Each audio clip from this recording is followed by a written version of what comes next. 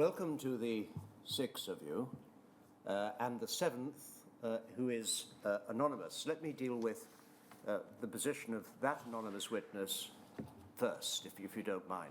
My apologies, though, to you and to those who are listening for the delay there's been this morning. It's been for logistical reasons. I don't think it may be a reflection of the fact that we have quite a number of you together, which will make for a very interesting day talking about the Skipton Fund and refusals and lack of records in particular, but telling your stories as well. But first, let me speak about that witness, the witness who is anonymous. You will not see that witness on screen.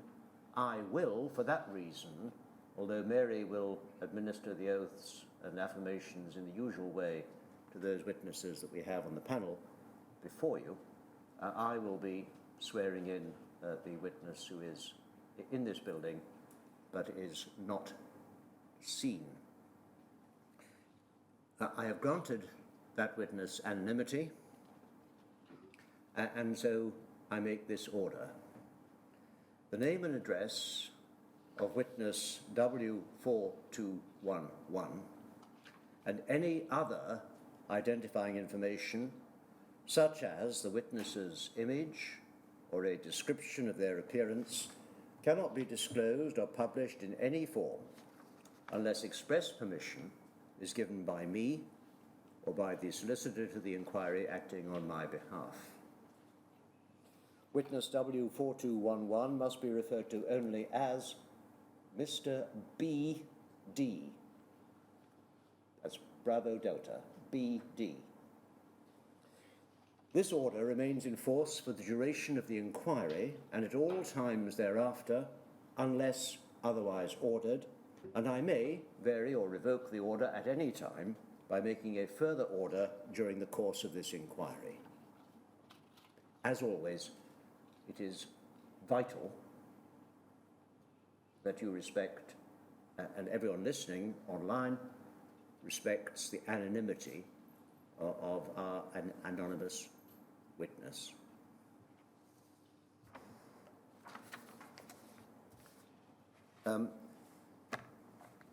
Mary, would you administer, please, the oaths to those who are on the panel? Can we start with Andrew Bragg, please?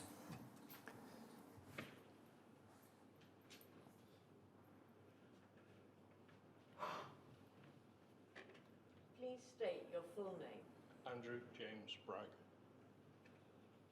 Take the book in your raised hand and repeat after me. I swear by Almighty God. I swear by Almighty God. That the evidence I shall give. That the evidence I shall give. Shall be the truth. Shall be the truth. The whole truth. The whole truth. And nothing but the truth. And nothing but the truth. Gary McKelvey. Please state your full name. Gary Hugh McKelvey. And repeat after me. I do solemnly, sincerely. I do solemnly, sincerely. And truly declare and affirm. And truly declare and affirm. That the evidence I shall give. That the evidence I shall give.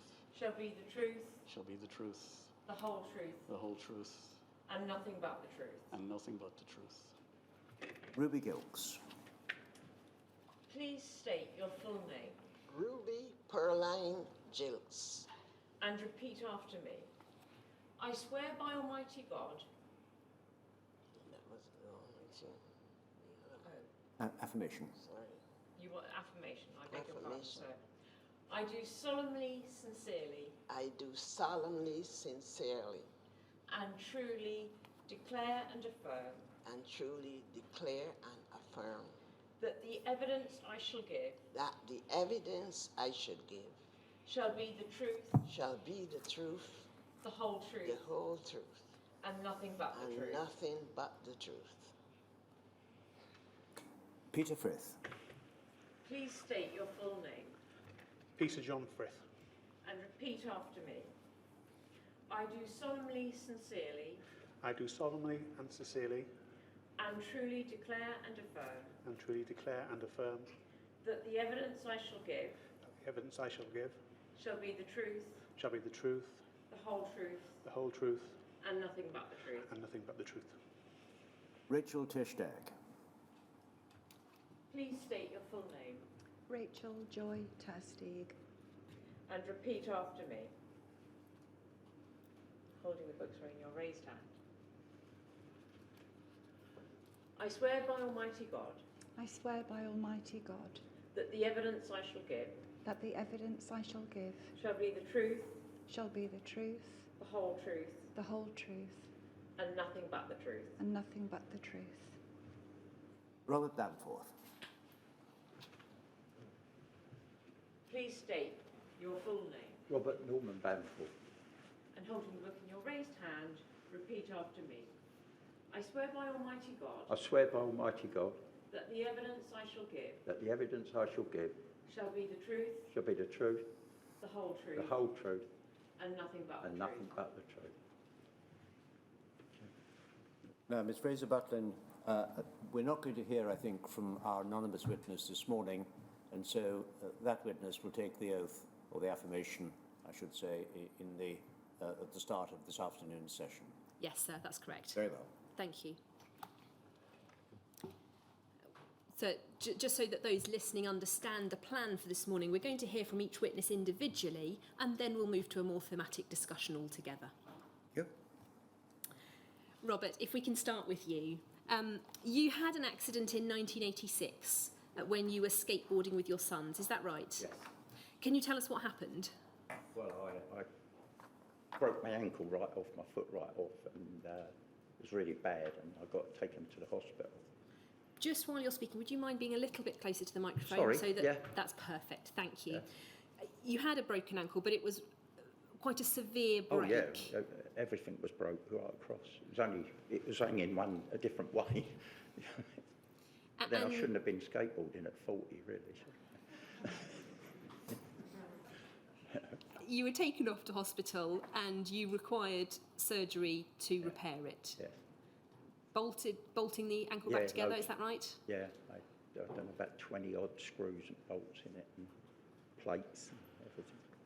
And your recollection is you were then unable to work for about 8 months after Yes. the accident. Why was that? Well, I just got so ill. It was not the leg. The leg's never been right, but it wasn't that. I was just ill from everything. I caught everything while I was in the hospital.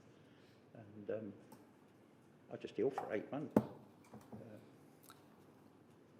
After the operation to bolt back the ankle, what were you told about giving blood in the future? Well, they said when you've had an operation, you shouldn't give blood for, they didn't say forever, they just said you shouldn't give blood for a while, a year or something like that. At the time of the operation, were you told anything about having blood transfusions? No. Sorry, you'll need to... No, sorry. No. Okay, thank you. About 2 years after the operation, you decided to give blood again. Yes. And you did so again in 1993 as well, is Yeah. that right? And can you tell us what happened after you gave blood in 1993? Well, I got a letter from the blood transfusion people telling me I've got, HV something or other. Not Hepatitis C. Well, no, they didn't say HCV. HCV, that's it. But it said I could only get it through sharing needles as a drug addict or sex. So you can imagine what my wife of 7 years thought when she heard that. You know what I mean? And after you received that letter, what happened with your marriage? Well, it just finished. It broke up. And how quickly did that? Well, within weeks. Because, I don't know, she just thought I'd either been playing around or she just didn't want to know as I'd got an infection, You then went to live with your mum at that Yep. point. And you also went to see your GP. Yeah. What did your GP tell you about hepatitis C? Well, that's the luckiest thing I had because he had just read up on, because they'd only just found out about hepatitis C, they didn't know what it was, and he found out that King's College Hospital were doing a pilot scheme, doing tests on it, and he sent me straight there rather than to the local hospital, which wouldn't have known anything about it. How much could the GP tell you about the hepatitis at that point? Not a lot, no. I don't think any of them knew much about it. So you went off to King's College London, and what happened when you got there? Well, I saw different doctors, and they just just kept me under checkups and all that. And then they invited me to go on the trial. There was 200 of us or something went on the trial for the ribavirin And interferon. and interferon. We'll come to the trial in just a minute, but if we just go back to the first appointment you had at King's, what can you recall about that appointment in terms of the discussions with the doctors about how you contracted hepatitis C? Well, that's what I said to him. How did I get this? Because I said, I've never been a junkie. I've never, I'm not promiscuous. And he just said, well, he wasn't too clear about how you got it neither, I think at that appointment he asked if you'd had any significant Oh, yeah, operation. Yeah, he did, yeah. He asked me if I'd had any operation. I said I'd had my leg about, then it was a few years before. And, he sort of said, well, that could have been how you got it. And it's the first time I knew that you could get it from anything other than what they had said you get it, At that point you had your liver function tested, and what were the results of that? Weren't too bad at first, and then slowly it got worse, So you were monitored for quite a while, I think, weren't you, until about 2001, when you started on the ribavirin and interferon. And I think that the delay was because funding wasn't available until then. Is that right? Yeah. With that first, with that first round of treatment, was it successful? Did it clear the virus? No, well, they said it did, and then I went back a month later, and they said it hadn't, which was quite devastating because you lose faith in what's happening then, don't you? You know what I mean? Because I was quite happy having the treatment, because anyone who's had the treatment realises it's horrendous. And then you think, well, I'm going to have this again, or I didn't know if they'd give it to me again or whatever. I asked them what would happen. What can you tell us about how the first treatment round was? What was it like for you? Well, the funniest thing was the first day I went and had the injection, and I got home and they told me not to be on my own that night, but my son was with me, and I said to him, go home, I feel all right. I said, I don't feel that good, but I feel all right. And then about half an hour after he went, I couldn't control my body. I just started going into a ball, and all my muscles and it was really odd. And my arms are coming up, my legs are coming up, and it's really odd. But I never had that after that. All the other times it was all right, but you're just so tired, and it's a nightmare, really. And you then had a second course of treatment in 2008, and that did clear the virus. Yes, but I had that for 18 months. And were you very unwell for those 18 months? Yeah. In terms of your working life, once you were diagnosed with hepatitis C, at that point you were working as an aircraft engineer. Yeah. What happened in relation to your working life once you were diagnosed? I had to give that up. Two things. One, it's physical, and I couldn't really do it. And two, working with metal, you cut yourself and that, and I was terrified that, because I might work on a bit and then someone else has to work on it, and I was terrified that I was going to give it to someone else, And lucky, when I left school, I learned to be a barber, and I've managed to get a job in a barber shop, so at least I kept working. But the first treatment cost me out. I had a house, but I had to get rid of that because I was starting to get in financial trouble, and I sold the house and bought a flat because I had to keep a roof over my head, you know what I mean? And I actually didn't put that in my statement, but I thought, if I'm not going to be able to work, because I didn't know if I was going to be able to work or not. And I thought, if I didn't work, how do I pay my bills? So I couldn't pay a mortgage, so I bought a one-bedroom flat, but I didn't have a mortgage on. So you were diagnosed, and you moved from being an aircraft engineer with a regular salary Oh, yeah, to being a barber yeah. where you were effectively self-employed, Yeah, and then you had the treatment yes.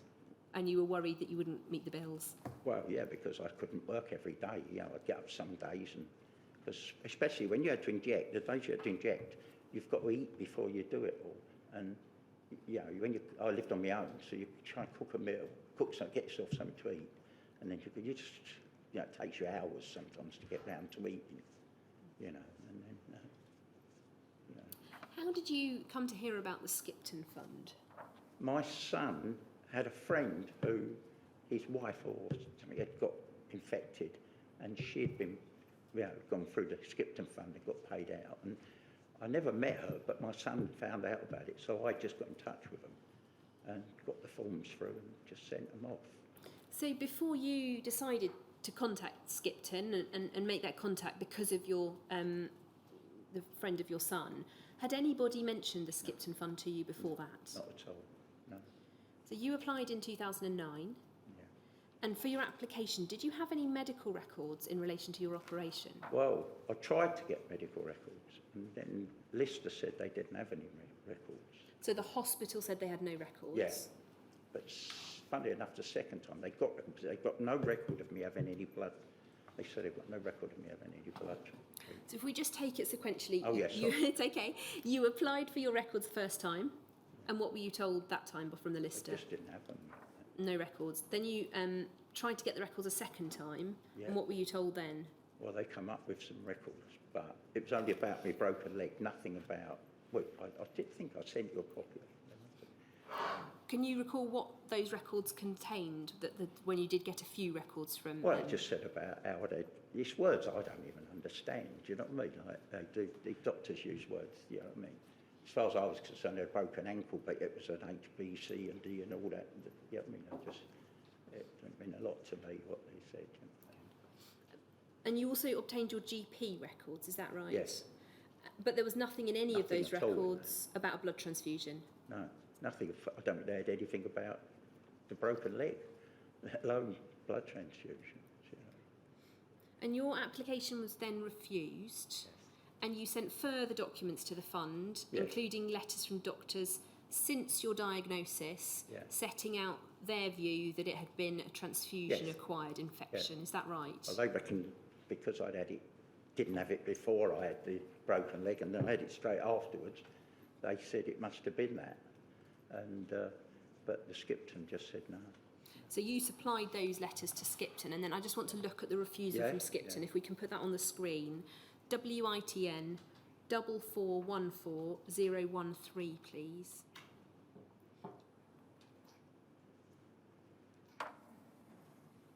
And it's just the middle two paragraphs I'm going to just read out so everyone can follow. It is with regret that I must advise that your application has been declined. This is due to the lack of supporting confirmation that you were treated with NHS blood or blood products prior to September 1991, and that this was therefore the likely source of your infection with hepatitis C. On two of the letters we've received, one from 2000 and one from 2001, it mentions a past transfusion, but in the absence of medical records, this was presumably as a result of consultation between you and your doctor.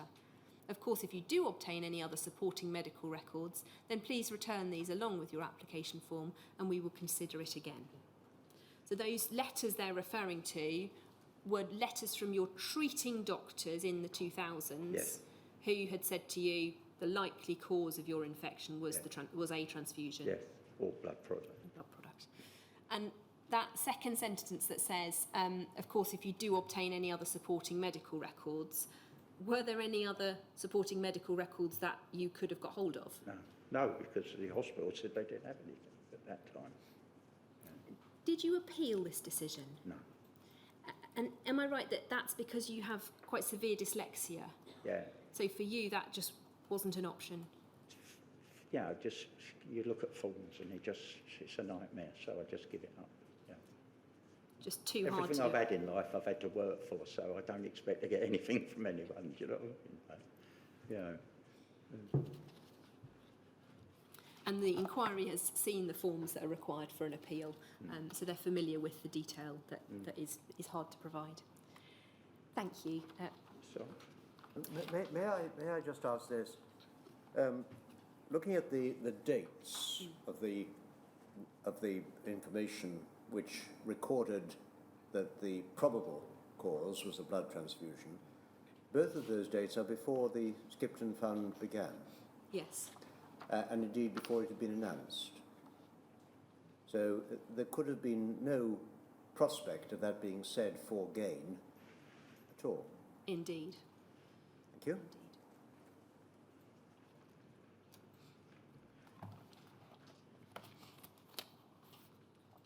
Thank you, Robert. Rachel, you're here to talk about your late husband Cornelius, and who was always referred to as Con by you and the family. That's right, yes. So we will also refer to him as Con, Thank you. as you wish.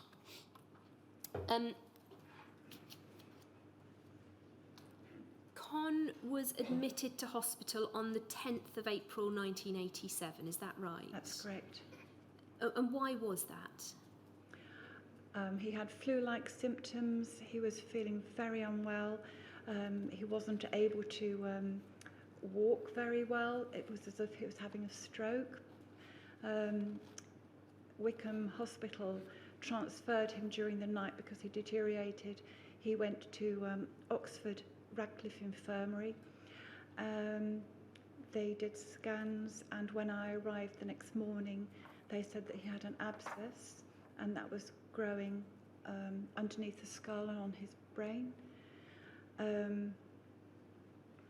And they were going to monitor the abscess, and then they were going to operate when they felt that that was the right time. And the cerebral abscesses had developed because he'd contracted beta hemolytic streptococcus, is that right? Correct, yes. A craniotomy was planned for the 13th of April 1987, Yes, but it didn't actually take place until the 15th of April, is that right? that's right, yes. And what was the reason for the delay? The doctor, first of all, had said that they wanted the abscess to get a little bit bigger so that when they would drain the abscess, they would be able to hopefully aspirate as much of the pus as possible. They were doing a CT scan to monitor that progress.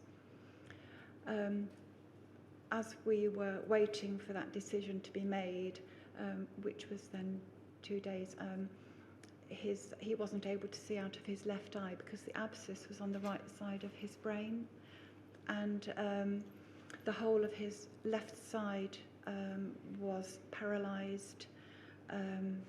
He couldn't speak properly, the side of his mouth was turned up, so it was as if he had had a stroke. Those were all of his symptoms. And can I just turn to a document, WITN 272302. It's what looks to be the blood ordering form for the 13th of April. Just next page, please. It's not entirely straightforward to read, but we can see the date of the 13th of April 1987 that blood had been requested. Yes. And on the left of the date, there is a box where a number 2 has been written, and below that we can see below and to the left we can see cells. And your understanding of this form is that some form of blood product or packed cells had been ordered for the 13th of April for that date of an operation. Yes, yes. And we can also see, just to give it some context, on the right-hand side, under the heading for laboratory use only, Con's blood group are there as well.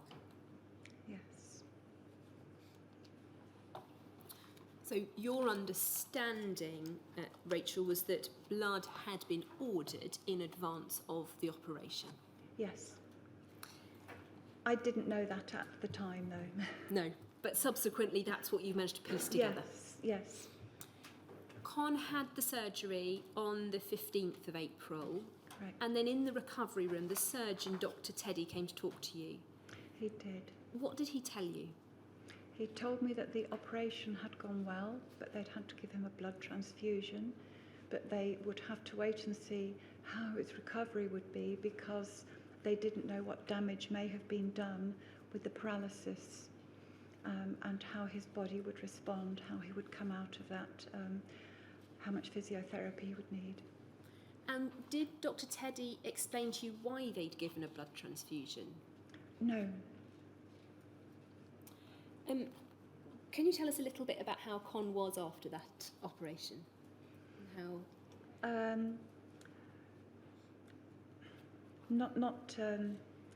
Well, initially, sort of, it took not very with it, of course. His head had been shaved. He had bandages around his head. He was in intensive care.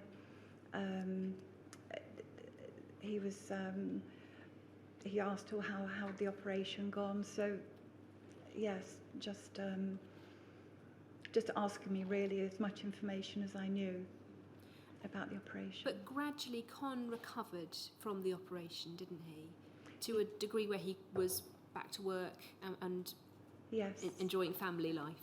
But in between times, while he was still in hospital, he had a seizure pre the main operation, but there was also another seizure, and they felt when they did another CT scan that he needed a second aspiration of the abscess to be done, and they wanted to do this as an experiment with a local anaesthetic under the scanner to see how a patient would respond without having to go through a general anaesthetic. But he said it was the absolutely worst thing that he'd ever been through. All the things that you could see around you, the noise, the fact that although you couldn't feel anything, it was a traumatic experience on hindsight, yeah. Between sort of 1987 when he had that surgery and 2008 when we're going to come on to about hepatitis C, can you tell us what Con was like and what life was like together with him? He was a lovely husband. He was really, just so special. The first year was so difficult because he was recovering from all the procedures, from the anaesthetic, from the emotional trauma. He would try and walk himself a little bit further each day to try and help the mobility of his left leg, which he was able to walk, which was amazing. He did as much as he could to improve himself.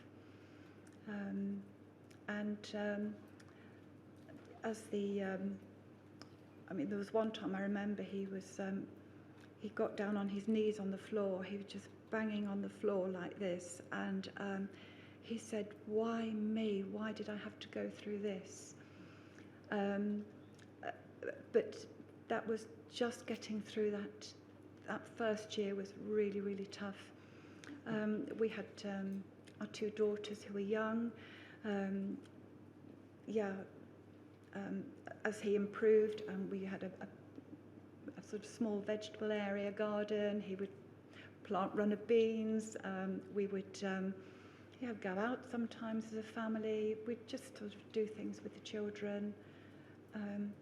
And those years weren't always easy, but we got through them.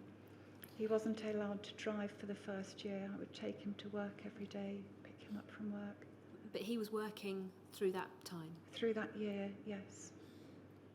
How did Con come to know that he had hepatitis C? Out of the blue, we had a letter one day from Oxford Hospital with a form in it saying to just go and get a blood test done. So we duly went to Wickham Hospital, the blood test was done, and we had a letter from the GP saying, please can you come in and see me. We went to see Dr. Graham, and he said, we need you to go and have another blood test because this is indicating that you may have hepatitis C. So we were really shocked about that. Con went and had another blood test done. Now that was confirmed, and at the time, because he'd got private medical insurance, we privately went to go and see Dr. Gorard. And we'll come to that in just a moment. But if we go back to that letter with the blood test form in, Yes. did you ever get to the bottom of why that was sent to Con? Not at all.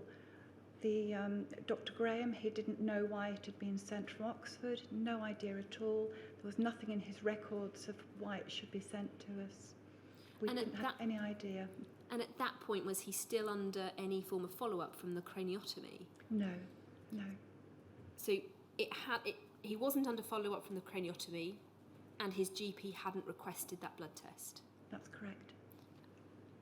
And so as far as you're concerned, that request was a complete surprise. Absolutely, out of the blue. And you've put in your statement you think that was about March, April 2008. Yes. As you said, you then had a private referral to a liver specialist. Yes. And a liver biopsy was performed. Yes. And what did that show? That Con was positive for hepatitis C, a genotype 1, I think, yes. That's what you've put here. Do you recall whether they said anything about how much damage to Con's liver there was at that point? No. And the biopsy was on the 21st of May 2008. And then Con started treatment with interferon and ribavirin Yes. in the August. Yes, that's right, yes. How did Con cope with that treatment?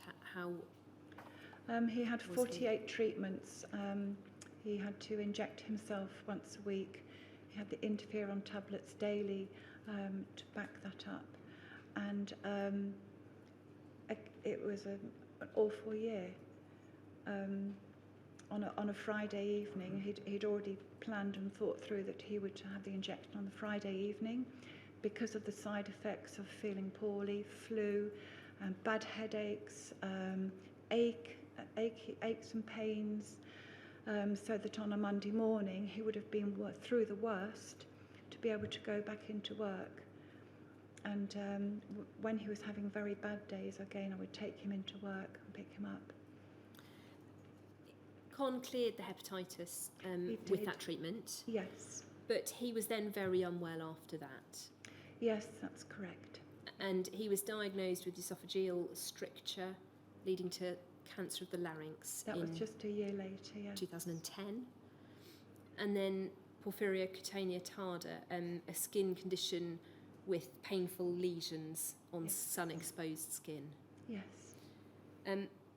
In terms of your home, in 2011 you moved house. That's right. Why was that? We moved because Con's health had deteriorated. He was struggling at getting up and down the stairs.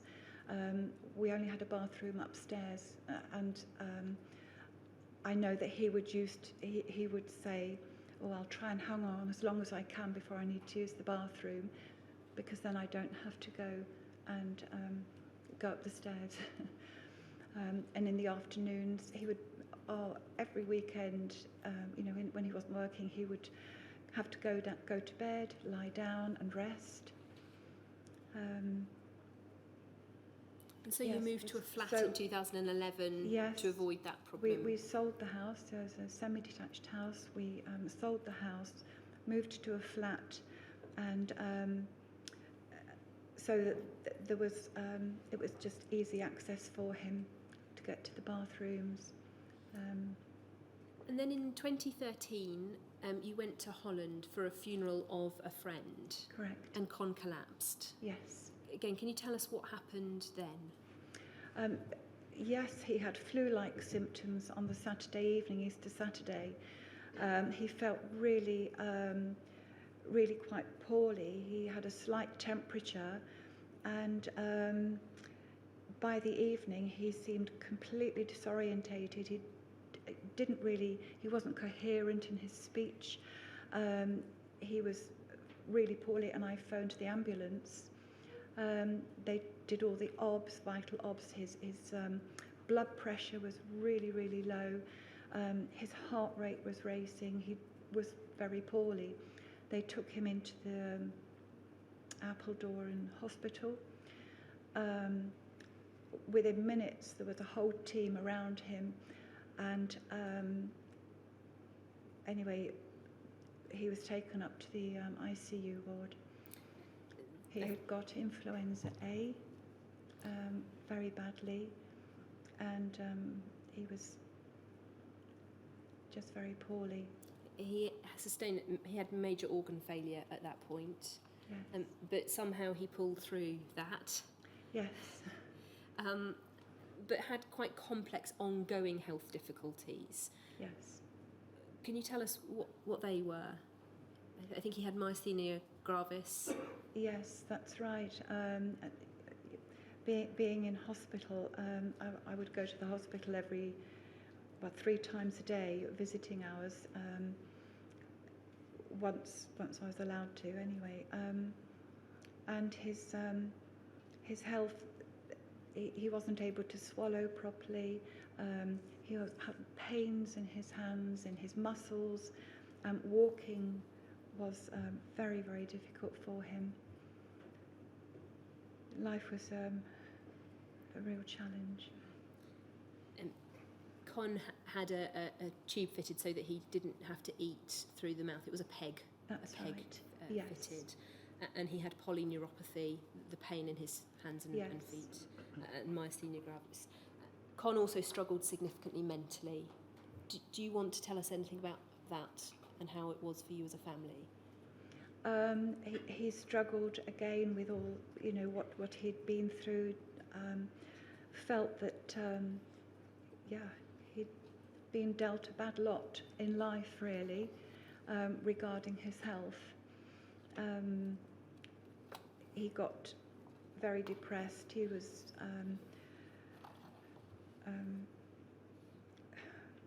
we got some private counselling to try and help him through the emotional and on the physical side effects of what he'd been through. That was we found a very good therapist. And then in 2016, Con fell and had an open wound from his shoulder to his elbow, Yes. which wouldn't heal. Yes, And from that wound, he developed sepsis, yes, and he died from organ failure on the 5th of September 2016. yes, that's right. Throughout all of these illnesses and the ongoing ill health, was there ever a discussion with you about the relevance of hepatitis C in Con's immune system and ability to cope with viruses?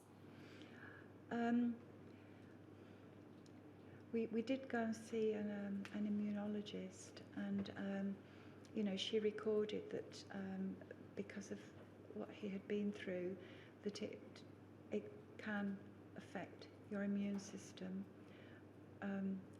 When Con first had the treatment, we had to sign a disclaimer that he wouldn't father any children. We had to. We were just aware that any colds that he got could easily become pneumonia, chest infections, and throughout the period of from 213 to 216, we always had antibiotics at home that we could self-medicate. He was often on, there was periods that he had to take steroids to help him out of the infection. And his immune system was just, anything that was going, he would pick it up. In 2016, before he had the wound, Con had made an application to the Skipton Fund. Yes. When he made that application, what medical records had Con been able to obtain? At the point of first application, we hadn't applied for any.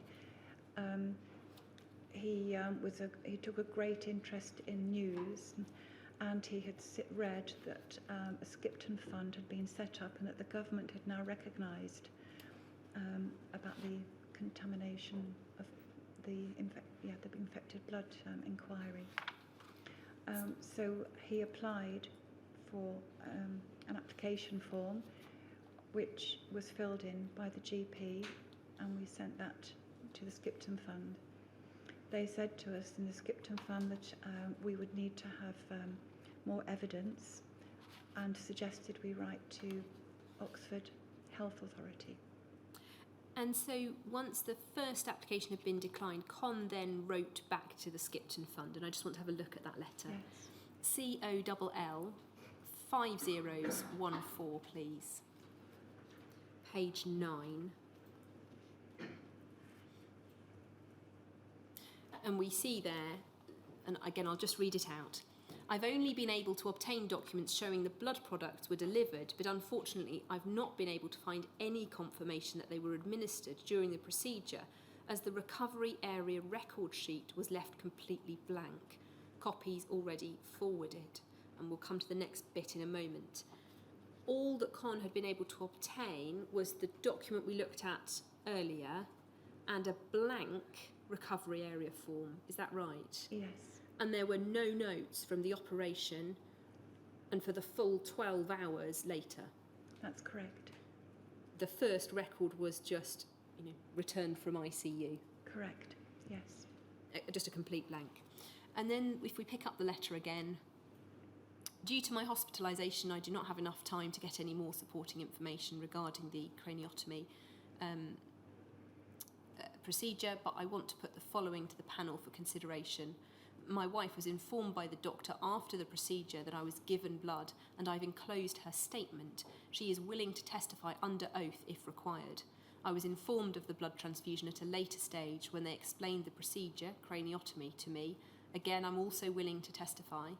I was also told that there's always loss of blood during the craniotomy procedure and does often require additional blood products. It's difficult to obtain further information due to the long time elapsed and the fact that the Radcliffe Infirmary no longer exists and the records were stored by the Oxfordshire University Hospitals NHS Trust.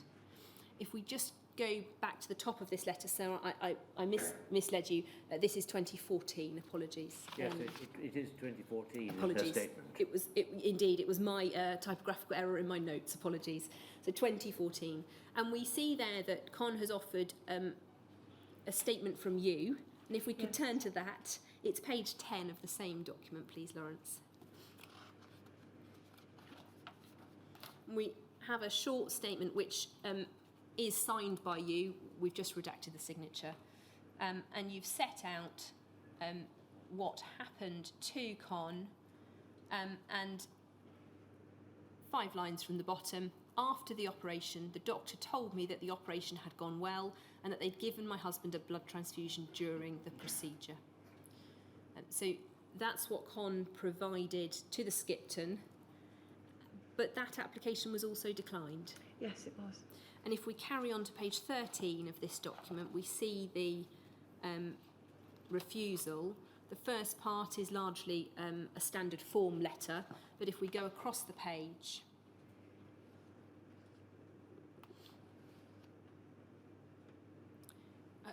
to the next page, we see that the appeal panel had met. At the meeting yesterday, the panel reviewed the entire file of papers held by the Skipton Fund in connection with your application and all the additional information supplied for the purpose of the appeal. We noted that there was no record of any transfusion in your notes. The panel, including our expert members, was of the view, supported by the clinical records we've seen, that there is insufficient evidence to show that you were treated by a blood transfusion. The hospital records show that you underwent a successful drainage of a brain abscess in 1987. This is a procedure for which a transfusion would only rarely be necessary. The hospital discharge record gives full details of the procedure and does not mention any complication which might necessitate a transfusion. You had a good haemoglobin level of 13.5 before surgery. That would make a transfusion less likely to be needed. As a result of these considerations, we were not satisfied that it's probable that the infection resulted from qualifying NHS treatment and accordingly regret that we must refuse your appeal. Con then challenged that response from the Skipton, particularly that it made no reference at all to your witness statement, your note of what you had been told. Is that right? That's right, yes. And if we go to page 25,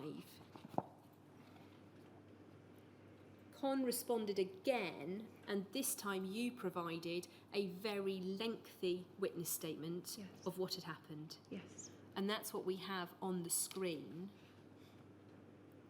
It sets out what had happened. And in fact, if we turn over the page, we have the paragraph dealing with your conversation with Dr. Teddy. Dr. Teddy, the surgeon, was also present, and he told me that the surgery had gone well, but they had given him a blood transfusion during the operation. Yeah. And if we go to the next page, you had taken this statement and it was sworn in front of solicitors. Yes. So it was Yes. effectively a sworn witness statement. Yes, it was. Definitely. And this whole statement, with the note that it had been sworn, was Yes. provided to the Skipton Fund. Yes. The appeal was then reconsidered, but still refused. Yes, that's right. And if we can go to a final document, page 35 of this document.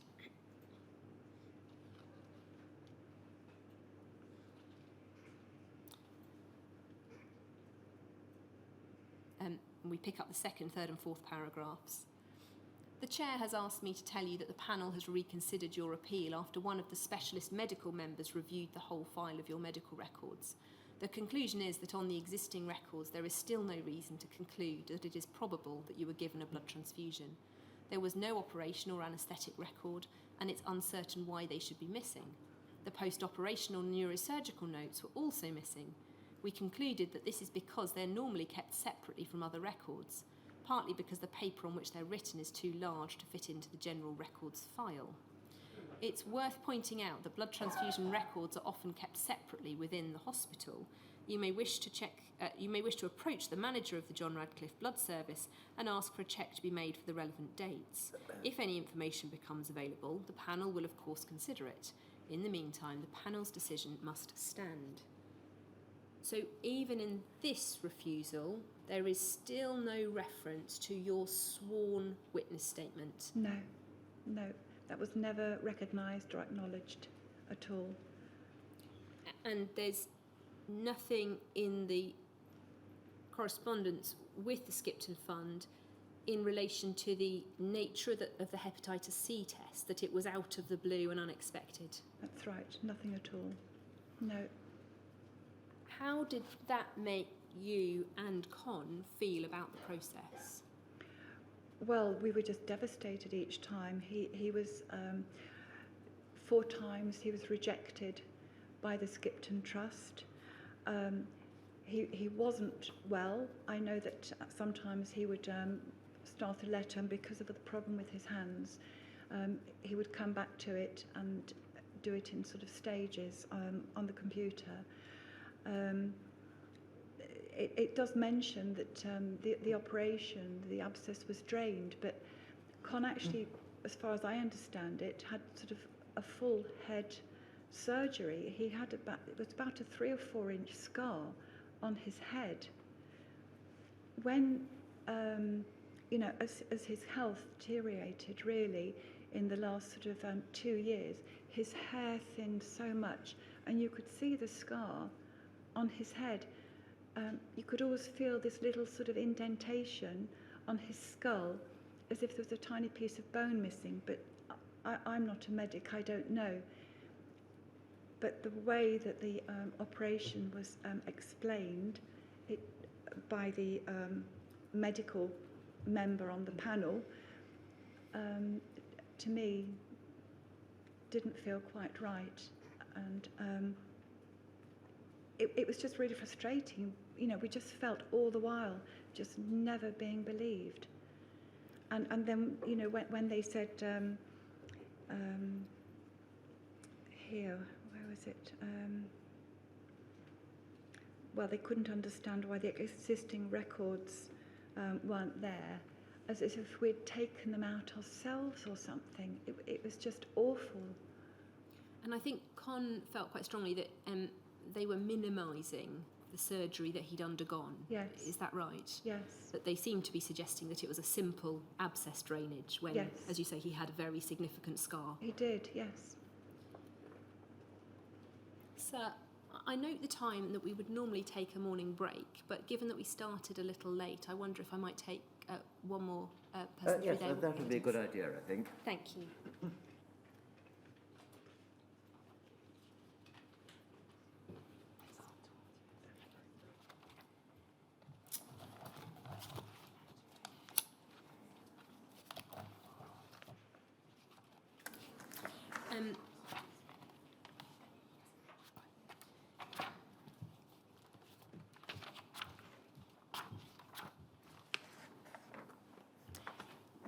Gary, you're here to speak about your late father. Yes, I'm sorry, we've still got a slight problem with some documents, and so I'm going to move on to speak to Gary, and then after the break we should all be sorted out and we'll return to the other three of you. Apologies, I should have said that.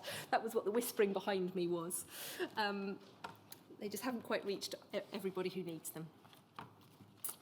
Gary, you're here to speak about your late father, Henry.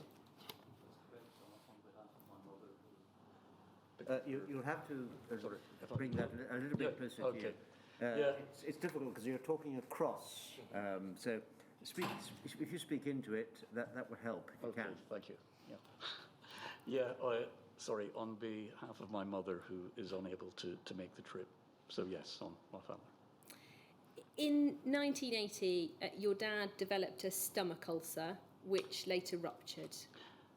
Yeah, I would like to correct something maybe within the statement. That I read it in detail over the weekend, and it mentions 1980, 1981. I did speak with my mother yesterday. She tells me it was 1981, so just to make that clear.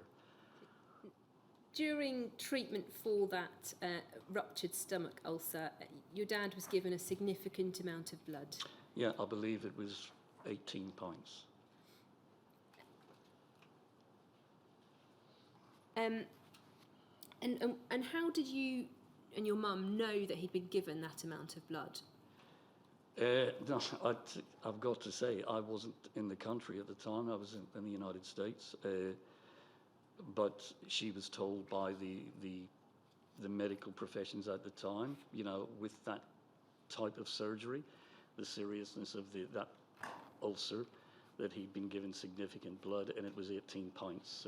And she confirmed that again yesterday, because I said, I've got 18 pints in my head, and she said, yeah, that's correct. That's my understanding. Yeah. Your dad recovered fairly well. He recovered totally, you know. And what was his health like then until about 1990? Health was fine. Returned to work, no issues, no other health problems, dental problems. Back to his usual self. And, you know, what we've got to say is we were very grateful for the skill, you know, of the surgeons who did the job in 1981. Yeah. And he was working in a shipping yard? Yeah, he was working in Harland Wolff, and I noticed in the there's a montage of certain areas of the UK, and the Harland Wolff cranes are there. So thank you. Yeah. Then in 1990, you noticed something wasn't quite right with him. Yeah. Okay, he's in Belfast now. I'm at that time living near Luton, so yeah, I wasn't there. But he'd locked himself out of the house, yeah, and he climbed over the back fence, and he bruised his thigh. And that bruising was excessive, much more than one would have expected, and it didn't heal up. So he went to his GP. Again, my understanding at the time, it is a long time ago, that he had some blood tests, and the blood platelet count was apparently very low. Yeah. So for a period, he was then given some transfusions, is that right? Yeah, he would have been given, and I don't know how many, but sort of some blood platelet transfusions to boost that blood platelet level, yeah. You were then back in Belfast around Christmas 1990, and your dad was taken into accident and emergency on New Year's Eve. Yeah, I did take him myself, yeah. What was wrong at that point? His ankles both were very, very swollen, excessively swollen. And yeah, he was just weak. I can't remember whether he struggled to walk, to be honest, but I felt it was serious enough on New Year's Eve to take him to A&E, yeah. Your dad then had a stroke in January 1991. Correct, he did, yeah. But how did your dad's hepatitis C come to be diagnosed? Honestly spoken, we were never told it was hepatitis C until my mother recalls this as the 17th of March, yeah. Whether that's exactly correct, I don't know, but that's what she remembers. And the registrar or the junior registrar, and again, I don't know, Dr. Paul Kettle, had been to a conference, apparently in London, and again, I don't know how accurate that is, but he told her that having been and having listened, he was of the opinion that my father had contracted hepatitis C through the blood transfusions that he would have had in 1981, yeah?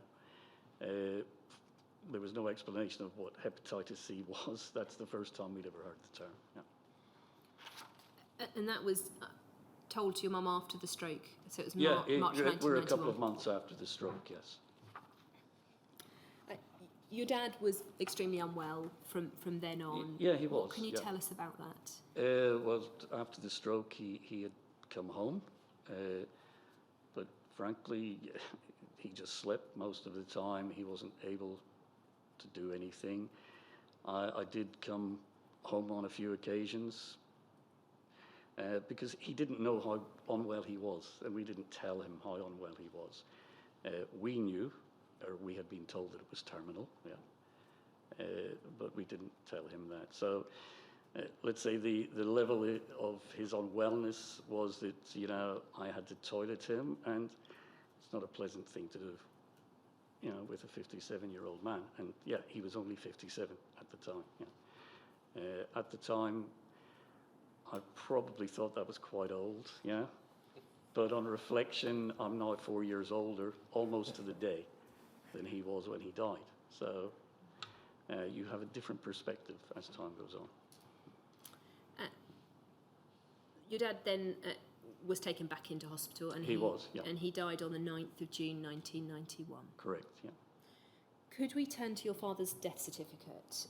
WITN 0525003, please.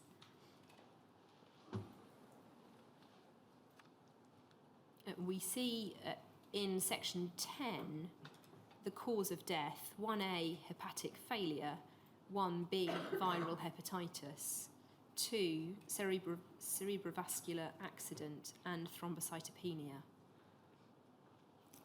And I'm just indicating that because obviously it's relevant to the Skipton Fund discussions, but that's how the death certificate was certified. Thank you, Lawrence. How did you come to hear about the Skipton Fund? Okay, I'm not 100% sure, I've got to be honest. But, you know, on one of those few occasions when Northern Ireland has a functioning assembly, there was a health minister, Michelle O'Neill, and I remember reading something online that within the Northern Ireland they were looking at, you know, some compensation or recognition of people who had been infected by so-called contaminated, infected blood. And again, up until that point, let's say within the media, I hadn't heard of this at all. And it was only then that I'd spoke with my mother and said, listen, you know, remember what was spoken all those years ago, that my dad received this blood, which Dr. Kettle believed was infected from the surgery in 1981. Let's get some details on the Skipton funds and make an application, yeah. And you place that sort of announcement from Michelle O'Neill to have been around about 2017, when the announcement was for improved financial support in Northern Ireland. Correct, yeah. I think it was December, yeah. Had your mum or you been told anything before about the Skipton Fund at any time? Nothing, never. Can you tell us what happened then in terms of getting the form completed? Right. My mother tried to complete it. Basically, we didn't have the medical records that were required. And then we were told that there was going to be a change in how it was administered, and it would be administered locally in Northern Ireland, and then we would need to apply through this, I can't remember the BSO. It's the Business Services Organisation who run the Northern Ireland Blood Support Scheme, NIBS. In terms of the records, your mum, I think, went to her own GP.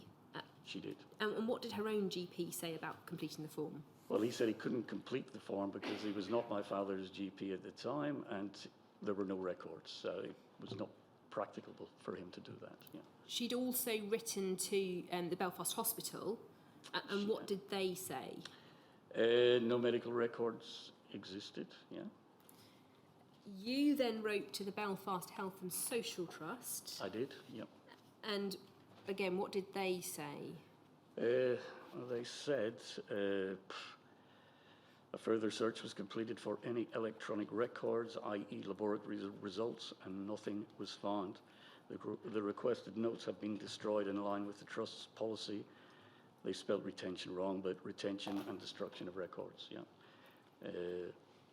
I also wrote to the Northern Health and Social Care Trust and had exactly the same response, yeah. So GPs couldn't help, hospital records had been destroyed. At that point, you then contacted the Business Services Organisation on the 5th of December 2017 because it had shifted across. Yeah. And what were you advised by them?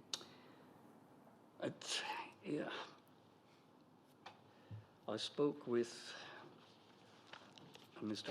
Colin Murray at the BSO, and actually he was very helpful on the phone, which was the first time anyone had been helpful. But ultimately he was only able to come back with the same response: no medical records, there was no way forward, and that we should contact, or my mother should contact her local assembly member, called Stephen Farry, which is what she did, who in turn contacted Richard Pengelly, who was I've forgotten his title. He's the Permanent Secretary and HSC Chief Executive. Thank you very much. Yeah. If we look at his letter in response, it's WITN 0525002, please.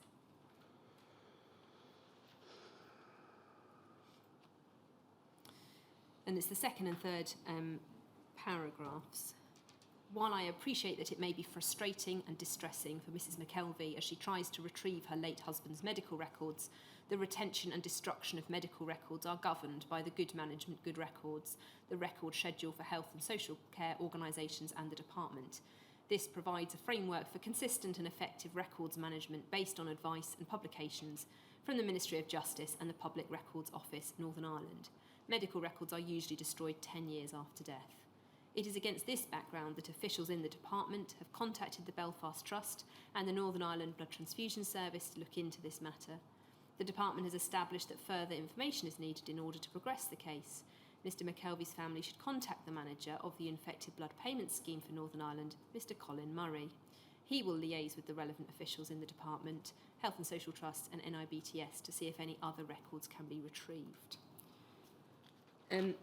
So you were referred back to Mr. Murray, who you'd already spoken to? Yes, I was, yep. And has there been any progress at all since then? Out of the blue, about 3 months ago, Mr. Murray contacted my mother, and said, look, someone from the health service is going to contact you but it hasn't happened. Yeah, so no progress. And at the same time, I did contact the Northern Ireland Blood Transfusion Service as well, and again, it was, you know, just running down a blind alley.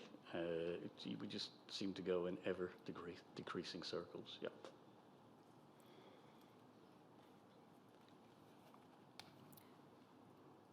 And during these conversations, during the trying to get records and speaking to Mr. Murray, did you provide them with a copy of the death certificate and an indication of what the death certificate Yes, showed? absolutely. Yeah, absolutely. Yeah. So a death certificate indicating that your dad had died of hepatic failure and viral Yep. hepatitis For sure. was not considered to be enough. It wasn't considered to be enough. No. So I wonder if that's a good place to take a break for the morning before we hear from our other panellists. Yes, it is. Well, let's take a break then until 12:05. Thank you, sir. 12:05. I hope that gives you long enough. So the usual